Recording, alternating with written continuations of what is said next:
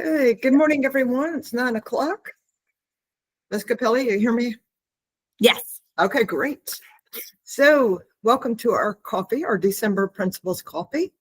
Very glad to have everybody here. And as I've been advertising, we have a great program today to talk about academic honesty, dishonesty, what it is. We have a couple of teachers who's going to be on here, Ms. Barber and Mr. Slavin. Very glad about that, to talk about things happening here at Midtown and all over, really. We're not any different than any other major high school that deals with all kinds of things. So just glad to have everybody here. This is being recorded, so for people that are not able to be here. So just glad to be here. If you want to submit questions as we go, that's great. We'll see how that goes. We'll let you speak if you want to. But do feel free to add questions as we go along. So we'll get started. Okay, Ms. Capelli and Ms. McBrien.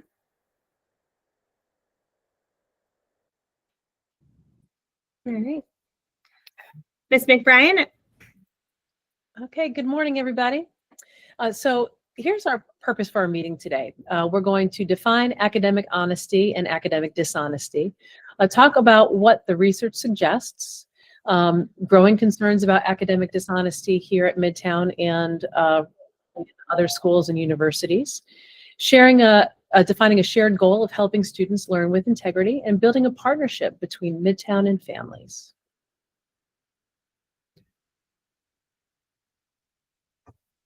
All right, so to begin, what is academic honesty? Well, academic honesty is being honest and ethical in completing all academic work, taking responsibility and doing your fair share in group projects, respecting the work others have completed by properly citing all sources, and building trust and confidence in the learning process.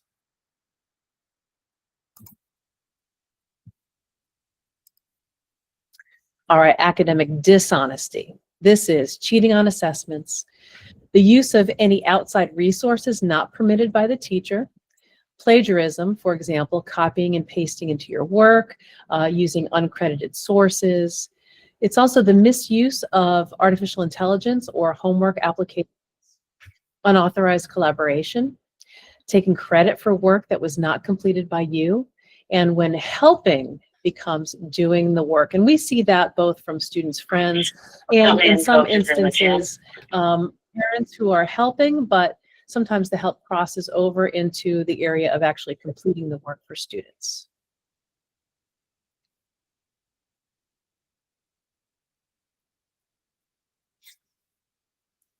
All right, so good morning, everyone.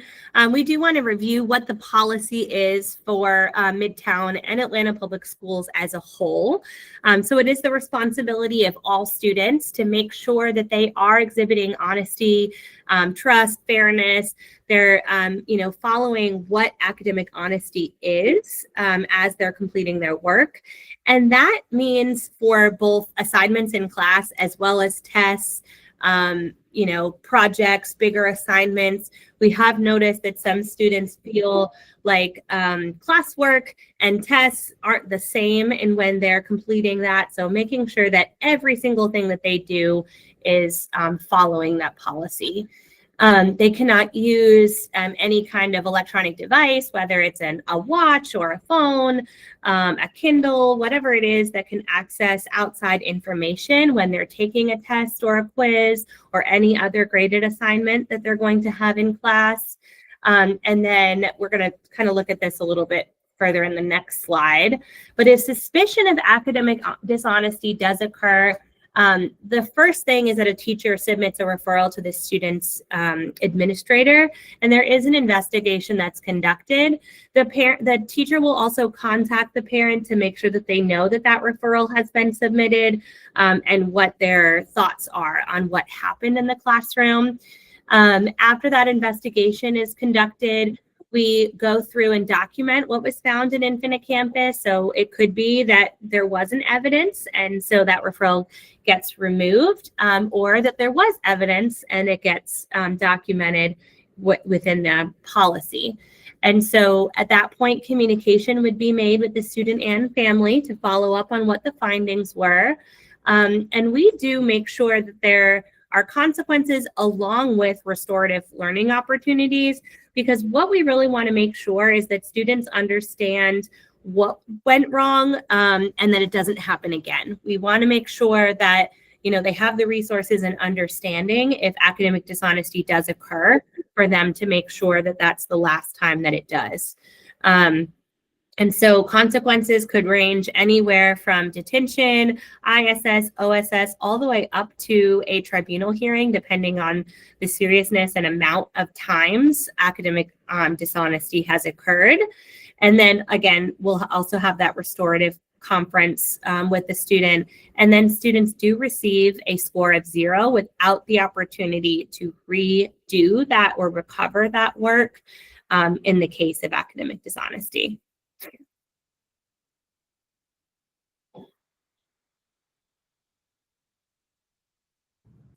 All right, so what research says? Research shows that there are several reasons why students may cheat. If they focus on their grades over the actual learning, high academic pressure, a performance culture, fear of failure, poor study habits, feeling overwhelmed, poor time management, the accessibility of instant answer technology, and the increased access to AI tools. As you note from all of these bullets here, oftentimes students don't intend to cheat, and it ends up being sort of out of desperation. So cheating is most common among high-achieving students who rationalize their actions by telling themselves that they're doing well. So what's the big deal? High achievers cheat on homework and exams, often blaming their workload and pressure to maintain a high GPA.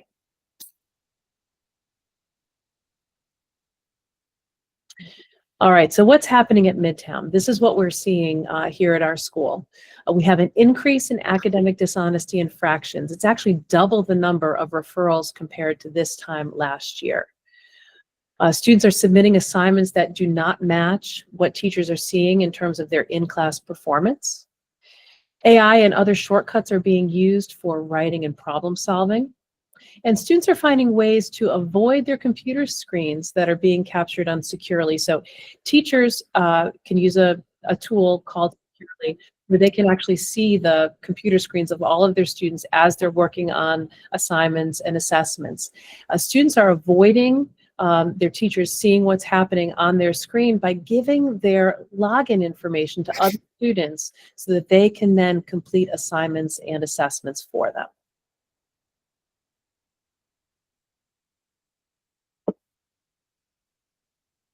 All right, so this does have very serious implications once the students move on to college.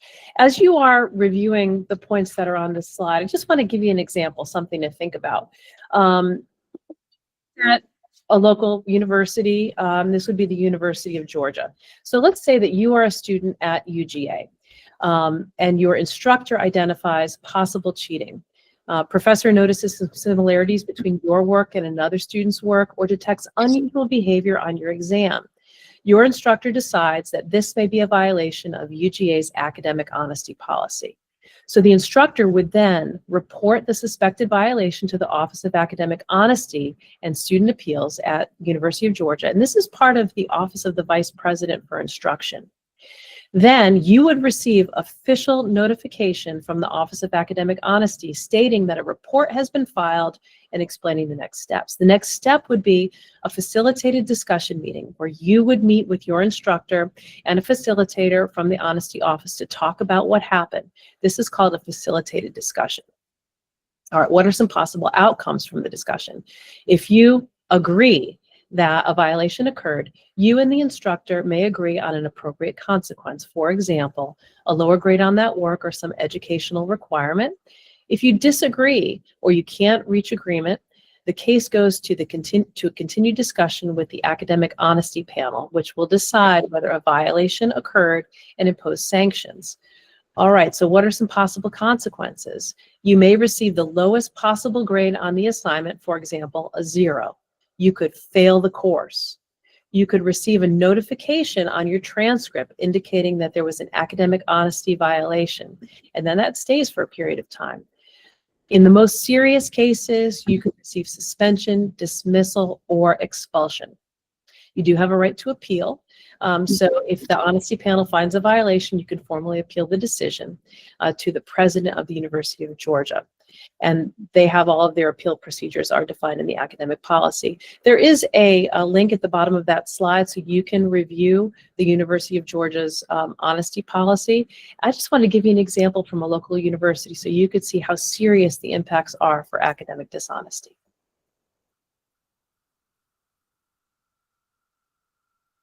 All right, so now we're going to hear from a couple of our teachers here at Midtown. We have Susan Barber, who teaches English Language Arts, and also Mr. Slavin, who teaches Social Studies. They're going to talk about their experience with our students regarding academic dishonesty. Ms. Barber, you want to start us off? Yeah, I am glad to. Okay, so let's rewind for a minute to the very end of the year 2022. And I remember over Thanksgiving break, first part of December on TikTok, this thing broke called ChatGPT. Broke like it mainstream, and everybody's buzzing about it. And I was on a school break right now, but I'm seeing all of this trending. And I remember messaging Dr. Botman, and I'm like, things are about to change. And sure enough, things changed. And we came back. This is a true story. We came back from school, from break, wrote our Frankenstein essays. At that point, we were typing essays online. And out of my, I don't know, over 100 kids at that point that I had, at least like a third to a half of these essays had the word evocative in it. And I thought, well, that's very evocative because we've not used that word all year in class. And a lot of the essays were structured similarly. And thus was my introduction to ChatGPT. And truly, that has changed things in the classroom. That is continuing to change things in the classroom, because as soon as we get training and understanding of ChatGPT, it's already outdated. So it's just hard to keep up with that. So, but let me say one more let me say a funny story. That wasn't funny. Let me say a funny story. At the end of the year, these seniors and all of us at this point are just swimming in water that we don't know how deep it is or how rough it is. And my students and I navigated that and had honest conversations about it. At the end of the year, like as a senior gift to me, they wrote this essay, and in ChatGPT, they said, write a Frankenstein essay and use the word evocative 50 times in it. So, we talked through it and muddled through it. But we're seeing, just a lot of the consequences now of this being a tool that is mainstream for students and mainstream in education. So what I'm seeing in my classroom primarily is phones. And I know we have our phones locked down, but more and more students are leaving their phones in their car.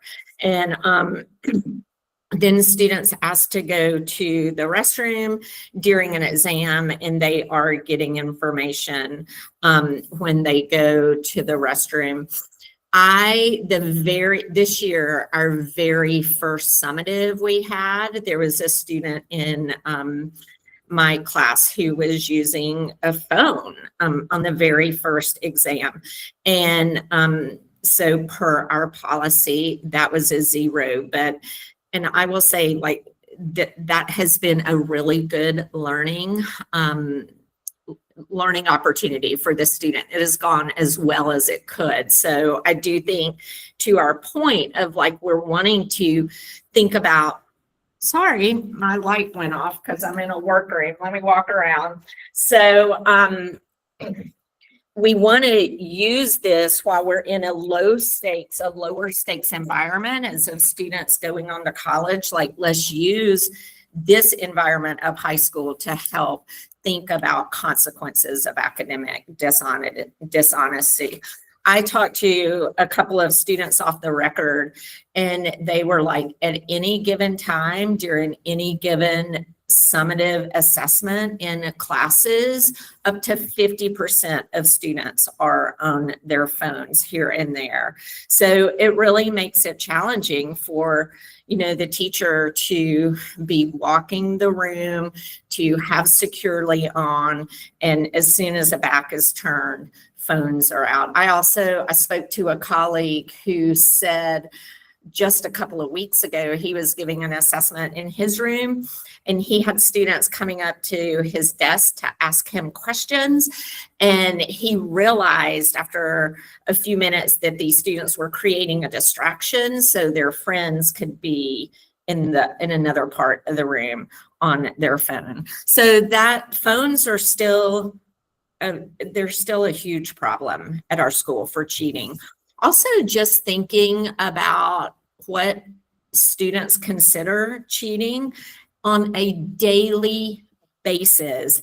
I see students who have work like study packets for classes, for other classes that they have to turn in, and they will pull them out in my class. One person does it, and then they pass it to somebody else to copy, and they're like, oh, it's just a study packet. And I'm like, are you turning this in for a grade? Like, this is cheating, but they just see it as like getting the work done. And, that's something that I don't allow in class. I usually take those up, pass those to the teacher, tell the student to put it up. But again, now I'm like having to take my class time to mitigate something that has nothing to do with instruction in my class.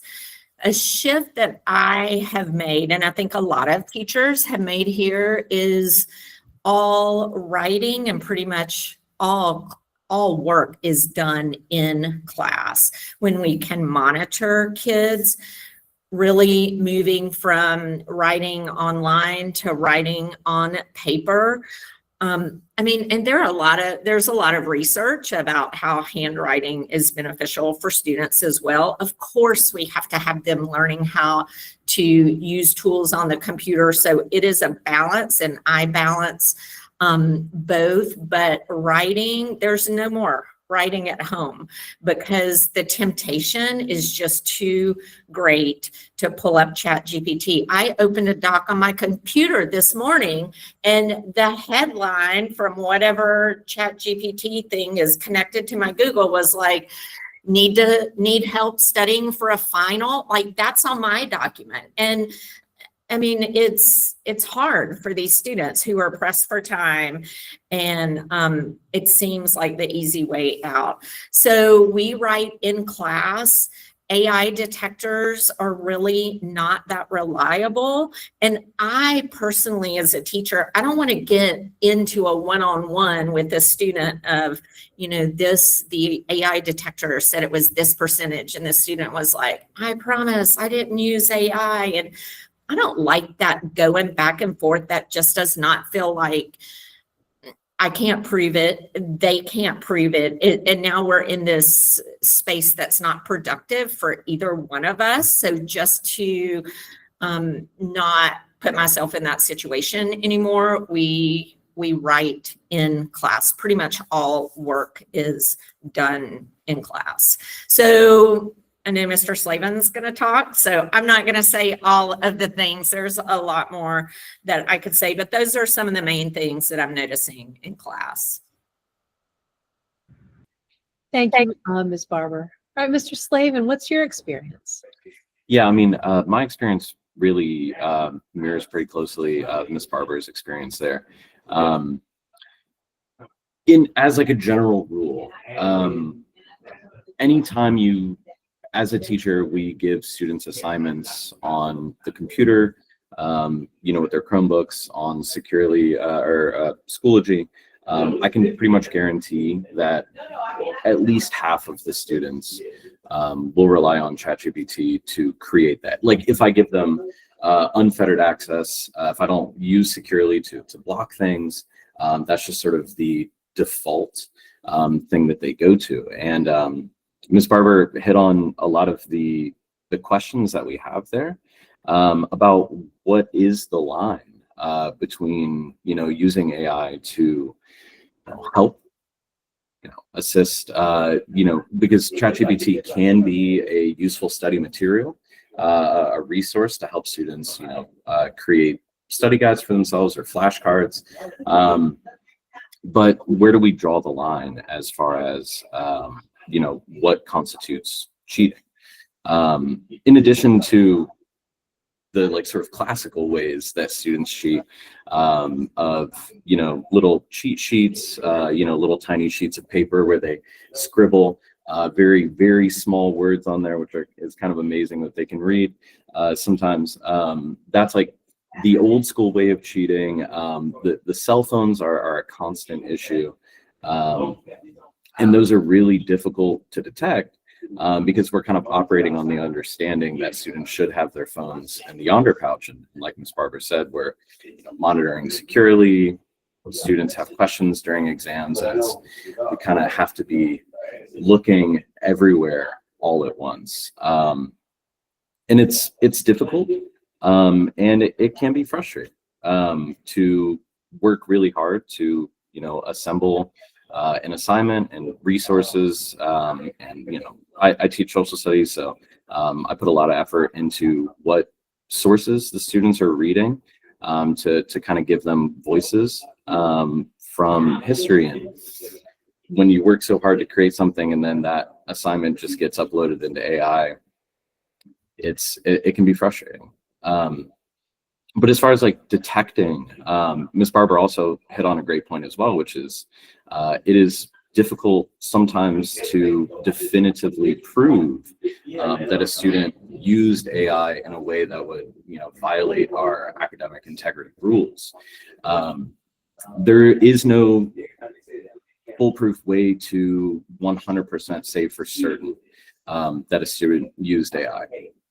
A lot of the ways that we detect AI, aside from using detection software like Turnitin.com and stuff like that, that we have access to, a lot of times it relies on just knowing the student, and knowing the way that they write. I know if a student has trouble with, mechanical errors or spelling errors or something like that, and then they turn in a completely polished, absolutely 100% grammatically correct essay or assignment, it can raise a few eyebrows, but it also is awkward to assume then that a student can't do that. You know what I mean? It's difficult. You don't want to call out someone. I used to say that if a student used multiple semicolons correctly in an essay, that was sort of a giveaway, because those are kind of difficult and students usually have trouble using a semicolon properly. But it's hard to come to a student and be like, I noticed you used a semicolon. Do you want to explain? That can be a tricky conversation to have. And every day, AI is getting better and better and better at not being detected by itself. Even our best strategies of, putting it into our detection software, it's not going to be 100% accurate every single time. So I think the most challenging thing for us moving forward is going to be to figure out where that line is, between what is, a good and useful way to use AI, and what is potentially a violation of our academic integrity rules. And having these honest conversations with students is going to be very, very, very important as we move forward. So, yeah. Thank you, Mr. Slavin. All right, let me just reshare. Thank you so much, Mr. Slavin and Ms. Barber, for sharing that information. I think it's really helpful just to hear from the classroom perspective of what's going on. I'm not going to go through everything on this slide, but we wanted to capture some of the notes, especially for those that are going to be watching this in a recording of what our teachers shared. And also, we reached out to our school community as a whole to ask for some input and understanding of what's being seen. And so we tried to capture our teachers' anecdotes here of what they're seeing, how students attempt to cheat. I think one of the newer ones that we're really concerned about is that students are sharing their username and passwords so that they can, friends can be in the test undetected while they're also in the test. That's happened a couple of times now. And we really just want to be able to build an understanding and integrity, an understanding of integrity when students are completing their work. Again, a lot of this was also mentioned with our teachers, but I want to point out also that many of our teachers, especially math and science, where there's more multiple choice and less writing, teachers are having to create 3 or 4 versions of the same test and doing that by hand to be able to make sure that there's different tests that are being taken. Because students share what's on the test once they take it. So they have to have a completely different version for the next class or next day to take. And then even on top of that, creating a separate retake version if students need to come back and take a test to be able to show success later on. So these were, most of these things were addressed as our teachers were sharing, but again, definitely want to make sure that's there. We were also really excited to hear from several teachers that are taking a positive approach and helping our students understand what is academic honesty, being able to sign an honesty pledge in the classroom and recognizing that they need to share their own work. So we also have that going on in our classrooms as well to help our students understand what academic honesty is and how to make sure to, stay away from some of the things out there that make it really easy to take some shortcuts. All right. Ms. All right. McBride is going to go through some examples. Thanks, Ms. Capelli. So we wanted to show you a couple of examples of what teachers see on their end when they are trying to check for academic dishonesty. I'm not sure why that picture is not showing up in here. I apologize. That's not helpful. 1 second. Let me try to refresh and see if we can get the picture. As that is. Well, I'll leave it here unshared. I'm not sure why it's not sharing in the larger one, but at least everyone can see it. Okay, so perfect. So we wanted to see, we've talked about Securely a couple of times, and I wanted to give you a chance to see what the teachers see on their end. This screen is actually not of Schoology. This is of a task that student completed in Google Doc. And what you see on the left-hand side of the screen is the original assignment that was pushed out to students in Schoology. Is an ELA classroom.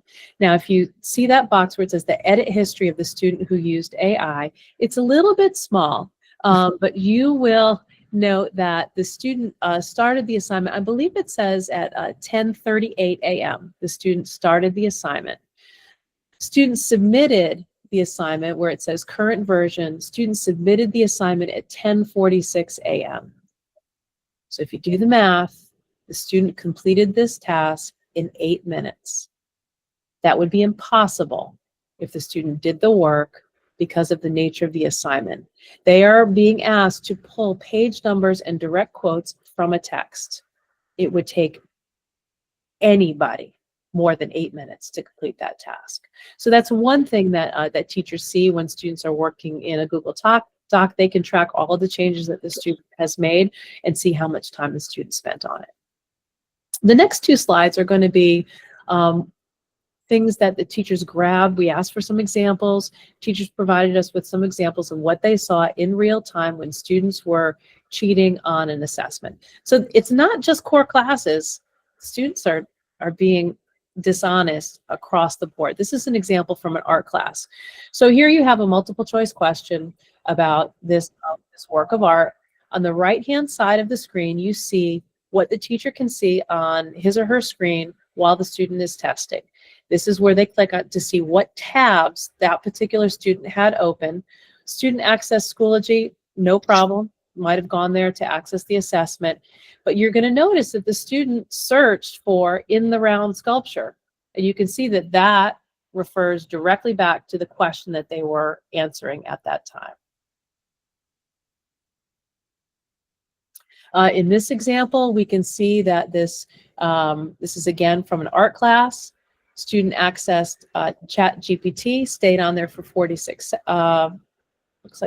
seconds, and then also looked up which type of space is filled with an object, and spent 7 seconds on that. So accessed some additional resources while they were completing the assessment. Let me go back to present so that you can see this a little more clearly, Ms. McBrien. Sure. All right, so what are some tangible next steps that we can take? You know, we've already established that students, they resort to academic dishonesty or cheating as a desperate move. You know, they feel like they don't have enough time, that their grade in the end is not going to be high enough to hold their GPA up where they want to be.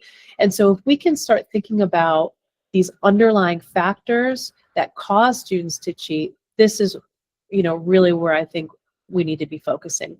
Additionally, it's a matter of fostering a culture that values academic honesty. And this is where we would like to partner with families on having these discussions at home. So what are some things that students can do this week? Well, review upcoming deadlines. Don't realize that you have a test that day or the day before when it's too late for you to do appropriate studying. Ask for help before they become overwhelmed. Break larger tasks up into small, consistent chunks. Teenagers are procrastinators. They've got a lot of things on their schedules. They're very, very busy. They're managing multiple tasks at the same time. If they can take the time to look at what is due, when it's due, break these larger papers, projects up into smaller pieces, establish benchmarks along the way, they're gonna feel much better, and they're gonna do much better, and they're not gonna resort to cheating to complete their tasks. What can families do? Talk about the expectations that you have for your students, what stressors they might be managing in their lives. Check in on their workload, make sure that they're sleeping enough. And then what can the school do? Well, we're going to continue to teach integrity skills and maintain clear and consistent policies. And that's not just limited to the school's responsibility. We really need families to be having these conversations with their students as well.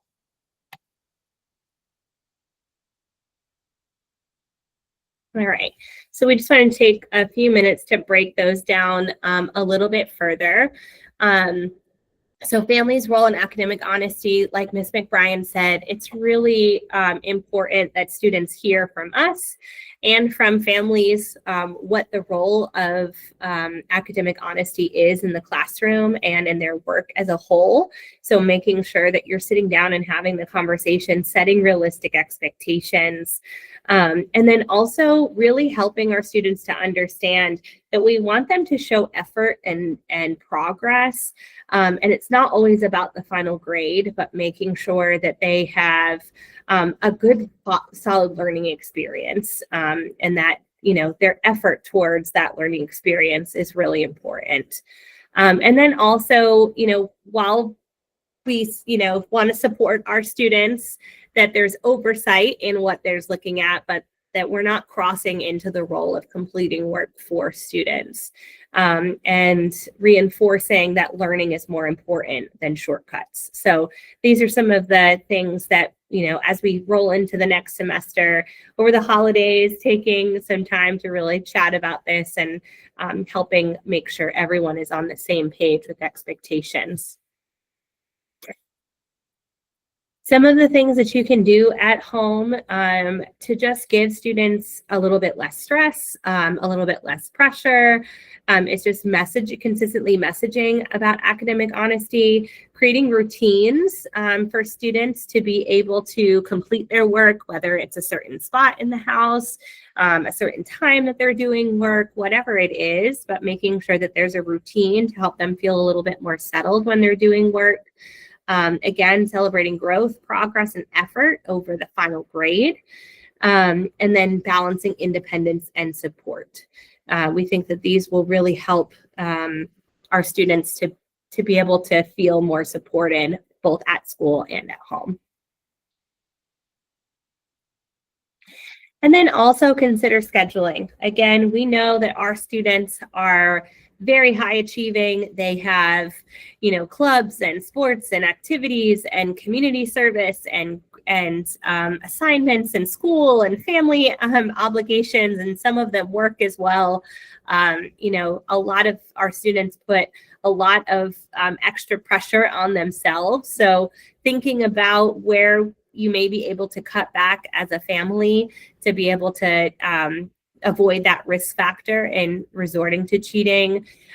We've also seen, some students feel like they need to take certain classes because their friends are taking classes, but it's okay to recognize where your own strengths are as a student, and being able to really lean into those strengths, and taking the classes that best fit our individual students.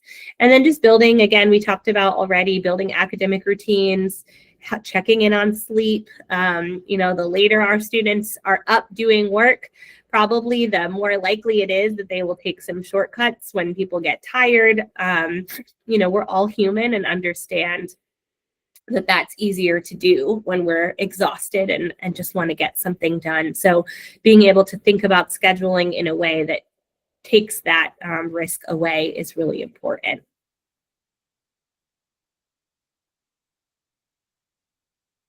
All right. And then we just wanted to give you some questions to ask as well, looking at signs that students may be struggling, when to kind of know when to step in to support students.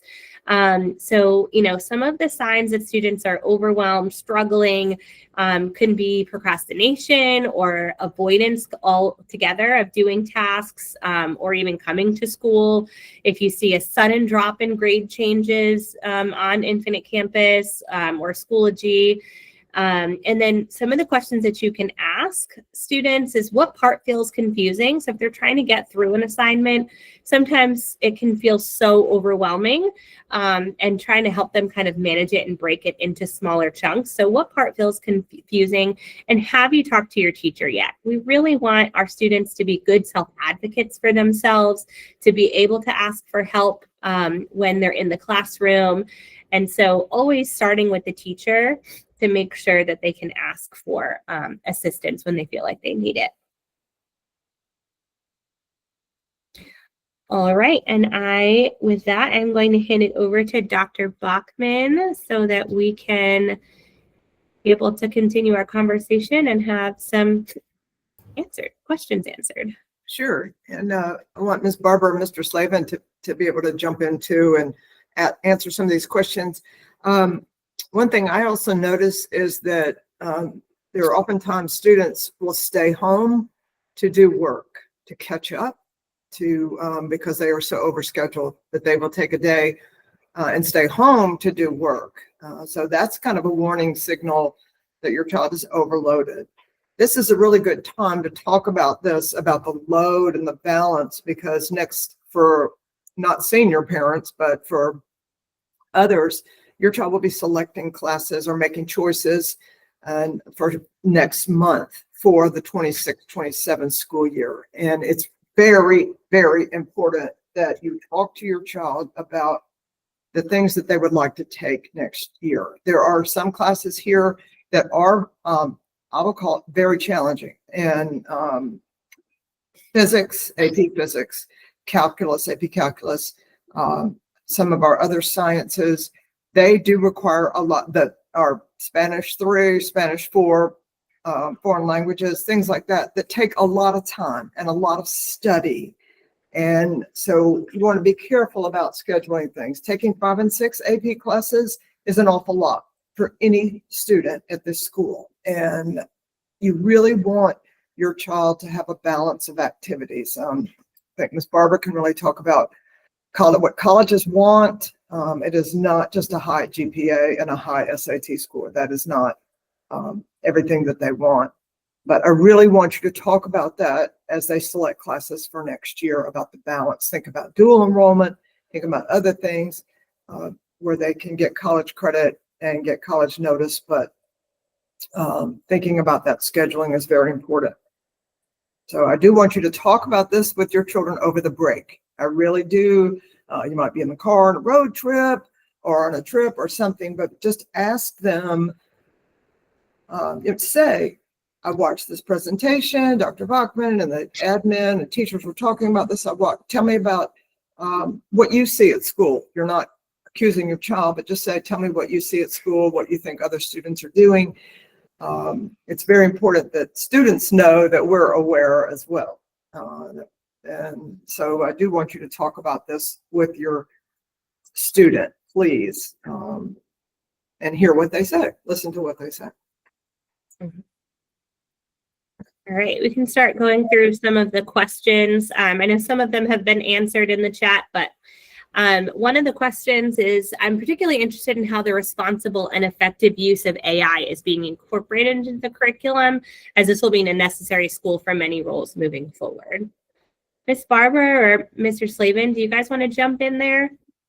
Yeah, I'm glad to talk about that. And I think I briefly addressed it in the chat. So, at this point, like, we as teachers have had no training through the district on how to incorporate AI, how to use it as a tool. So if any of us are pulling it in our classes, it's only because we're trying to figure out on our own what that looks like. So training for teachers would be, we have to have that if this is going to be something that we're going to be using or expected to use in the classroom. And there just hasn't been training for that. I still, at this point, I'm not using it. And I saw, like, in the chat, like, some different ways that different people are using it, but particularly in my class, a writing intensive class, the whole point of writing is your thinking and organizing your thinking. So even with using AI to generate ideas or to form a line of reasoning to an argument, that's the class. Like, that's what I'm trying to teach. Those are the course objectives, not filling in that. And, I think it's really important. As adults, we're on the other side. We grew up having to learn how to write and think. And now when we use AI, we can look at things and say, oh, you know what? I think this might be right, but I don't like this. If students are just inputting, put out an outline for me on Frankenstein, they've not had the experience of having to go through the thought process themselves and really, learn that thinking and how to create a line of argument, a line of reasoning. So they just accept it as the authority, not being able to compare it. So I just think it's vital that students learn how to do the thinking in the process, and then AI can be a tool later. But it's such a formative time for thinking. I think what we don't want AI to do is step in and do the thinking for students. So that's my thoughts. Miss Barber, I agree. So like for the midterm exams coming up, I encourage my students to put study guides into AI to build flashcards, or upload the study guide into ChatGPT or Gemini or whatever they choose to use. And you can prompt the AI to create sample questions based on the study guides that then students can interact with those questions and answer it and get immediate feedback from the AI as far as what the correct answer is and why that's correct. And those are great study tools. But I think you got it exactly right, Ms. Barbara, that we need to be showing them that it can be a tool for good. And it can be something that they can use to help build their understanding of the course content without crossing that line into academic dishonesty. I know there are a couple of our counselors on this call. If they're available, could they talk us a little bit about, okay, if a student is caught cheating, how do they, as counselors, work with the student to kind of move on? And because that can be kind of traumatic if you're caught cheating. It's difficult. So I mean, Dr. Falcone or Ms. Brantley or anyone that's on here, do you want to talk about an instance maybe that you've had? I mean, I know it's a discipline issue, but really I'm just talking more about the emotional component, that kind of thing. Oh, sorry, I was having trouble getting my camera to work. The one thing that we're going to do is when we do talk with students about this situation, we would just say that mistakes are made, that choices were made, but we move forward and we just guide them, in an effort to prevent something like this happening again. What caused you to do this? Let's just really kind of look at the big picture here. And we just really talk them through it and encourage them to do better and to make better choices. So we do let them know that mistakes happen and we just correct it and we move forward.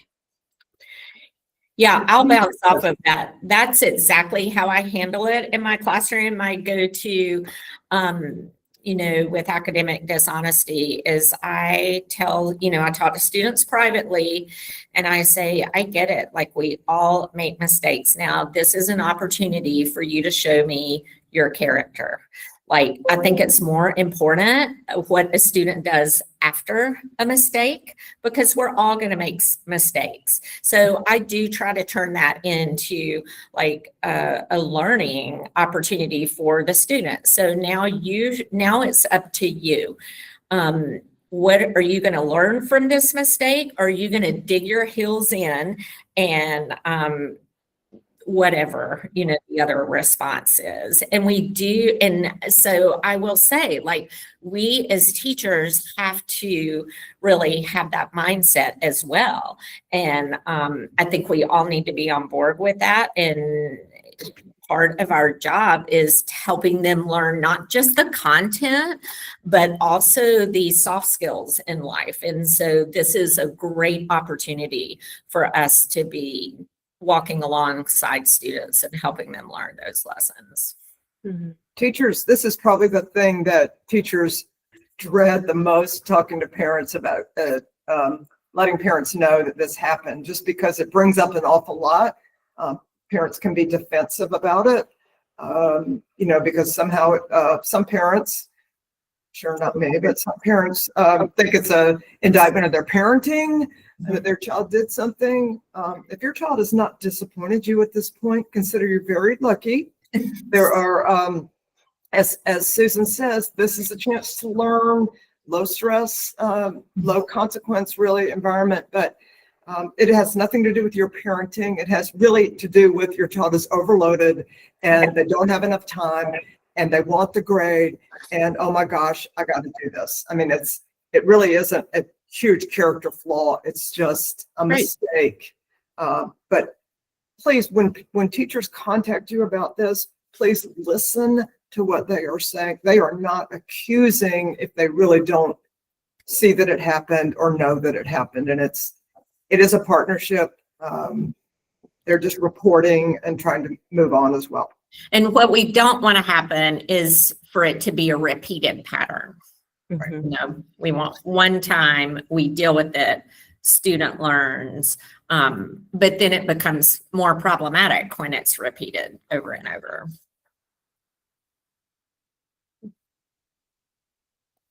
I think the rest of the questions that are in the chat were already either answered in the chat or with a different question, but we're happy to take other questions. You can come off mute to ask if I missed something. Can I share one more thing? Yes. That's my tagline. Can I say one more thing? So it was really interesting. Maybe last fall, I think, you know, students have this tension. Like, I think they understand ultimately what AI does. And I heard some students talking about, oh, I'm going to use AI to write my college essay. Like, this is for my safety school. It doesn't really matter. I'm just going to use AI to do it. And so these students are sitting right by my desk. So I lean in and I'm like, tell me more. Like, that doesn't seem like a very good representation of yourself. It's not even yourself. And I'm like, you know, and I'm just throwing this out there to get them thinking. But I'm like, I hear some of the teachers are using ChatGPT to write student recommendations, and they're like, what? No, absolutely not. You know, so they know, like, there's some ick here, and we all want to be, you know, honest in the process about it. But I just thought that was an interesting anecdote.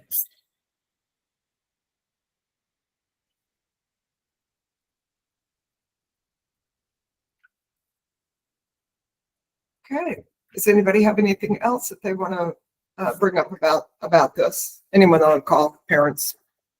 And this does, well, we have 2 AP teachers here. Mr. Slavin also teaches on level non-AP, but this happens across the board. This is not just an AP class. This is your algebra class or biology, you know, 10th lit, whatever. This is not econ. This is just where we are. And it's just really important for us to continue to teach our kids the right thing to do. So really don't assume that your child knows. Just don't. You know? Okay. A couple more things in the chat. All right, just words of thanks in the chat. Okay. All right.